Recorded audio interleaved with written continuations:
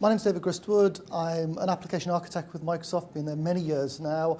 I've been spending my time on Windows Azure, so we've been spending our time with partners because this whole cloud thing is very interesting for them. They get what it's all about. They make money from basically software, so they're looking for things that will either cut their costs or open up new opportunities.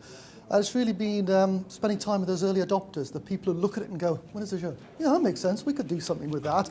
And just helping them through those early stages, through the incubation, helping them take some of their ideas and translate them from ideas in their heads to the whiteboards, from whiteboards to architectural design to coding to actually deploying the application, actually getting their first customers on board.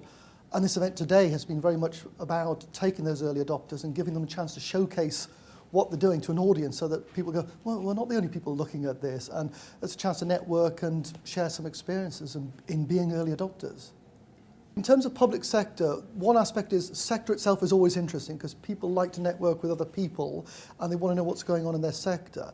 There's also the fact that public sector comes with some very specific constraints and some very issues they have to deal with around things like data sovereignty, they have to deal with personal information, and therefore that brings with it some very special challenges. And therefore I think it's quite useful in that sector to find out how people are tackling this problem, what they're bringing to bear, and let them share ideas that you wouldn't have got, say, if we just make this a generic discussion about the cloud and at one stage had a bunch of startups and another bunch of consumer people. This is much more focused, and I think as a result, the people who've turned up have found it more useful because of that. How have we dealt with this? A lot of it's a feedback cycle.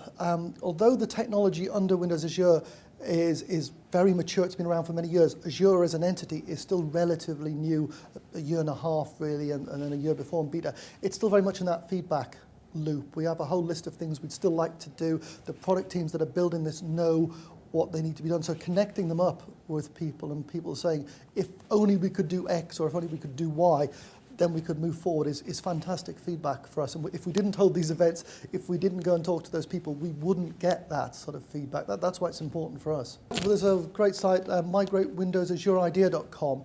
And when we launched Azure, we put that site up, and it's a chance for people to add new requests or look at the existing ones that have been put in and vote on it.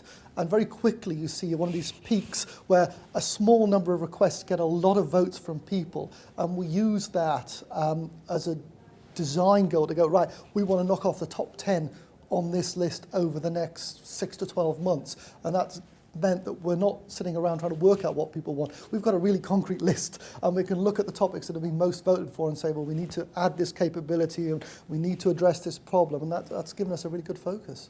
Well, what's interesting for us at the moment is the team inside Microsoft that are looking at Azure are an incubation team. We're relatively small by Microsoft standards, and that's because we're looking for those early adopters, and we're looking to go out and connect with people who recognize the value of, being a bit bleeding edge, taking a few risks, but getting the rewards back.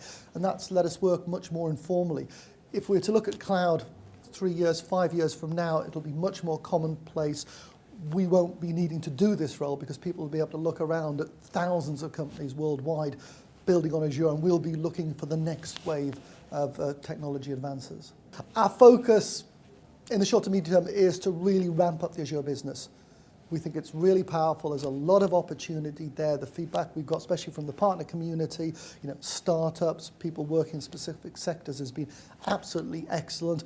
I think over the next year or so, you'll see enterprises start to look at it more. They tend to be slower because they're more cautious. They've got issues about physically where the data must reside, and these are things that we need to address. So I think we're going to be busy for the next couple of years on this one.